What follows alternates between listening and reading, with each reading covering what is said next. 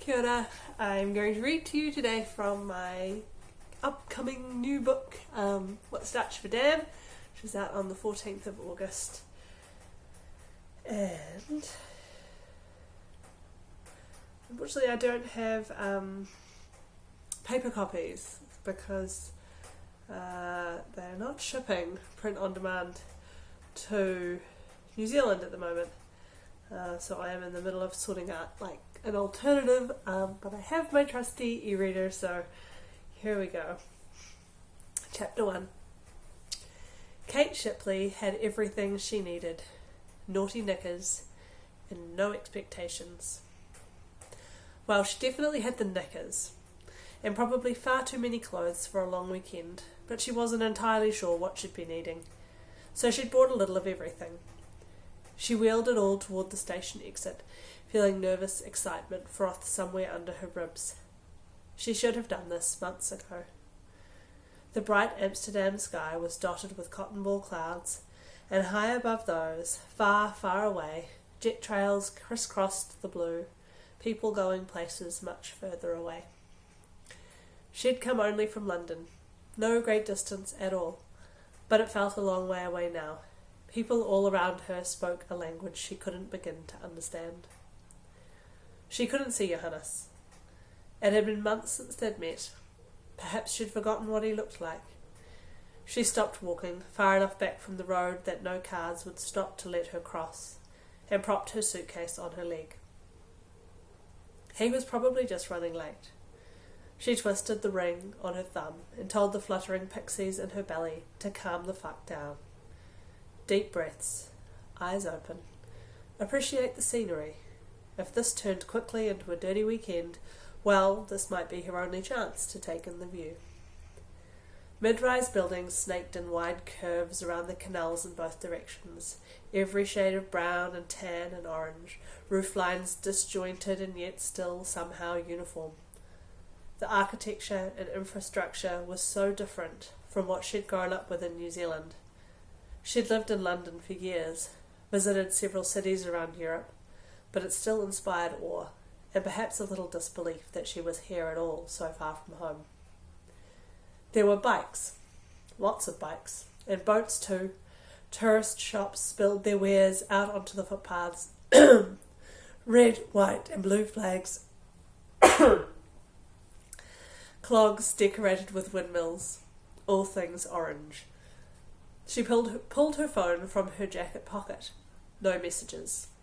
She turned on the ringer, checked she had service. She did. Hadn't missed anything. Why was she so nervous? Her sunglasses were still on her head from when she'd left London. That's how short a trip it was. She nudged them down toward her nose, but they caught in a disobedient curl. Her hair hadn't quite decided what colour it was. Blonde in summer, brown in winter, and all shades of auburn in sunlight. Perhaps it was a fair warning to strangers. She was a chameleon, liable to change to suit her environment. What would Johannes want her to be? What did she want him to be, was the question she must remind to ask herself. She must remind herself to ask. "Kate!" He crossed the road, barely looking at the oncoming traffic, and took hold of both her arms, a kiss for each cheek, and then he pulled back suddenly. "Sorry, force of habit. How was your trip?" "Fast." "Good, isn't it?" He was tall and broad-shouldered, built like a lumberjack, minus the plaid. He wore a brown leather jacket over a dark grey t-shirt, torn jeans and bed hair, just the kind of dishevelled that made her think of dishevelling him even more. He was, in every way, opposite to Lucinda, the immaculate set painter Kate had fallen head over heels for during rehearsals for The Winter's Tale. Christmas had indeed been merry and bright, and January unseasonably warm in Kate's apartment. But the end had been inevitable, or so it seemed now, looking back. "It's meant to rain later, believe it or not." Johannes looked up at the clear sky. "So I thought we could go to the cat boat. Jean said you liked cats." He pointed the way they'd walk, and Kate kept in step. "What is a cat boat?" "An animal sanctuary." "On a boat?" "Welcome to Amsterdam." He gave a wicked grin. "But it's open for a couple of hours if you want to eat first." No, let's beat the rain, I'm intrigued. They set off, Kate dragging her case along behind her. Johannes nodded to the case. I can take that. No, all good, I've got it. What else did Jean tell you about me? Jean was a good friend, but they'd been close since puberty. Jean knew too much. She said I shouldn't take you to the theatre. What? The wheel of Kate's bag caught on a cobblestone. No, actually, that's fair. I'm the worst. In what way? I can't switch off work brain. Wise woman. They walked half a block in silence, Kate vaguely regretting not letting him take her case. Johannes occasionally catching her eye, smiling and warm, eager to please. I should have got a locker at the station. Kate resisted the urge to ask what else Jean had said. The apartment isn't far. I thought it was your apartment. It is. I just haven't lived there for so long. It feels, he trailed off, like home somewhere else. Like it's someone else's home. I've been renting it out and people leave behind things they don't want anymore. A couch, a bookshelf, a big ugly floor cushion which is just too comfortable to give up. Kate rather liked the idea of sinking into the embrace of an enormous cushion. On her own, or with company. She was sorely in need of this holiday. Tired, truth be told, and not overflowing with enthusiasm for sightseeing, but a boat of cats was something else. Something rather closer to floor cushion comfort than tourist trippy-trappy. My landlord won't let me have a cat. Jean said that. How is Jean? Loved up. Unbearable. Okay, so perhaps the unbearable bit was less to do with Jean's happiness and more to do with Kate's bittersweet memories. At Christmas they'd both been single but starting something. Now they seemed a world apart. Jean wasn't smug. Wasn't doing anything really wrong at all. But she was in love and bliss was written all over her face. She's good. Good. And you, how have you been? Johannes said. Busy with shows? No, it's been good. Good busy. No time to think, to overanalyse and deconstruct and relive what went wrong with Lucinda. But I definitely need a break. Here we are. Johannes pointed to a barge below them on the canal, and then to the stairs leading down to it. Ladies first. He lifted her bag so she was luggage-free and suddenly, strangely, lighter. She could hear a faint meowing already. This was the perfect start to her holiday. An abundance of felines. Can we just... Kate found her footing on the boat. Go right in, that's what the sign says. I did try to learn a bit of Dutch on the train. I bet you have an amazing memory, learning all those scripts, and in Old English too. I think that bit of my brain might be on holiday. She pushed open the door. A woman seated behind a desk said something cheery and guttural. Johannes answered in Dutch, then switched with enviable ease to English. Is it busy today? Not very. Go ahead. Johannes nodded to Kate to lead the way. She nudged her way through another door, careful in case a cat was nearby. Johannes stayed close behind her, a gentle, solid presence. There were cats everywhere, up on carpeted towers, curled in baskets, on climbing ramps, and perched on ledges. A tiny mottled mystery kitty curled around Kate's ankle, and she crouched to stroke its silky fur. Aren't you the sweetest thing? I like to think so, Johannes answered, then chuckled. Oh, this is perfect. If you'd asked me what I wanted to do, I never would have even thought. It's a badly kept secret, but still kind of a secret. It's brilliant. She stood up as her first feline friend of the day wandered away. Her gaze fell on a midnight black beast, all fur and shiny hypnotic eyes. That is the poofiest cat I have ever seen. Poofiest? Poofy, like a poof. A footrest? More puff than poof, perhaps. Puff like smoke? Puffiest. He seemed to be trying out the word. Kate scratched the fluffy creature behind the ears, then smoothed out the thick coat. You are the most poofiness in the known universe. Poofiness? The cat nosed Johannes's hand. He likes you. I'm a regular customer. Perhaps this lad likes lads. How can you tell he's a he? Aye, that's the question. What are your preferred pronouns, Sir Poofiness? Johannes laughed, breathy and close enough that she felt the breeze of it in her hair. The cat stretched out towards him. He's a terrible flirt. Johannes gave the eager cat a gentle stroke.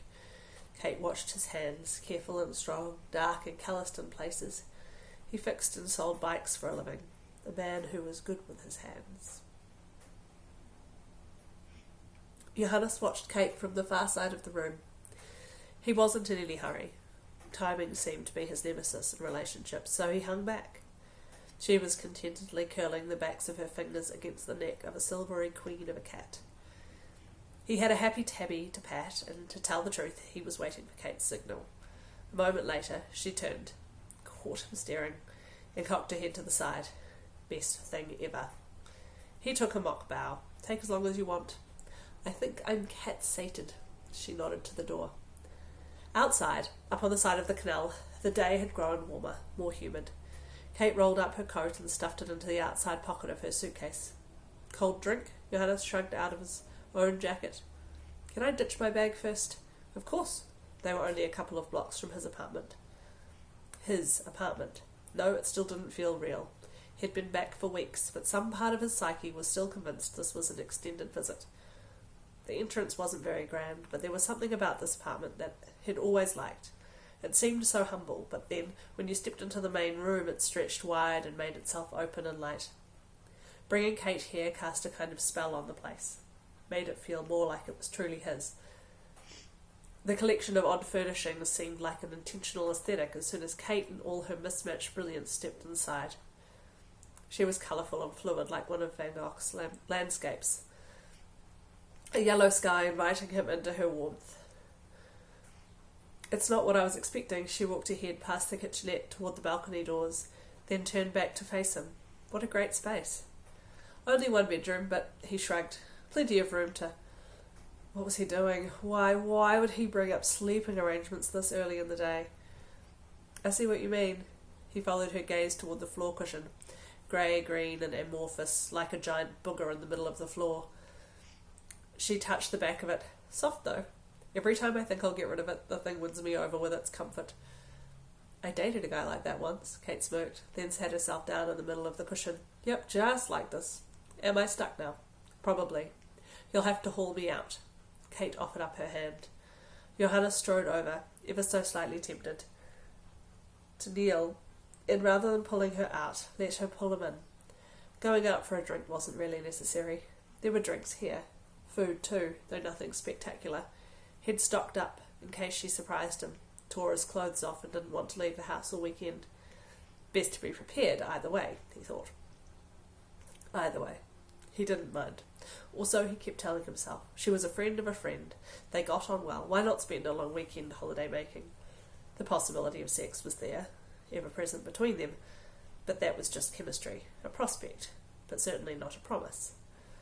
She gripped his hand and leapt up, her knees grazing his. It was a jolt of awareness, proximity, heat. She kept hold of his hand between them, though he loosened his grasp. He'd been aware of this before. It shouldn't come as a surprise. He had felt it the first time they'd met, sharing a pub table with Jean, bumping knees and elbows. On the train home, she'd sat opposite him in the almost empty subway car and lifted her feet to meet his, soul to soul. But that was it. Nothing happened.